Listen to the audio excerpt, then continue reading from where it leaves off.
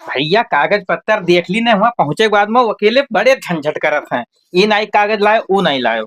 काका नमस्कार। नमस्कार। का हो खदेरो, का हाल? थोड़े 10,000 का मदद कर देते तो रोजी रोजगार के लिए लड़के वाले भूखन मरत है काका। ना ही ना की हो, ना ही ना की हो। अरे हम पेशिप जात रहे भैया, कल ही बतावे के चाहत रहा तो का। अरे अब करो काका कोनो मेर के, ना ही ना की हो। का दे बताए, गांव घर का हो खास नहीं, सवेरे सवेरे पैसा कोई दीत नहीं है। हेलो, लेकिन सही समय से चुकाई दी हो, बताई दी थे। बिल्कुल चुकाई दो पकड़ो। काका। अब हम जाए थे खाता से निकाल लिए। ठीक ठीक मन दुई राय ना आई है, 5 से गिर गई रहा। चलो जाओ। भैया खदेरो। हाँ काका। अरे भैया पैसा दे देते हो, बहुत दिन है का। अरे दई दे काका, कहूँ भागा जाई थे हो। देखा तो धंधा पानी में यहाँ पैसा लगाए दी हम। व्यवस्था कह के पहुंचाए दो बाबू। हाँ हाँ हाँ, जाओ जाओ व्यवस्था कर देबो, परेशान ना हो। ए भैया खदेरो।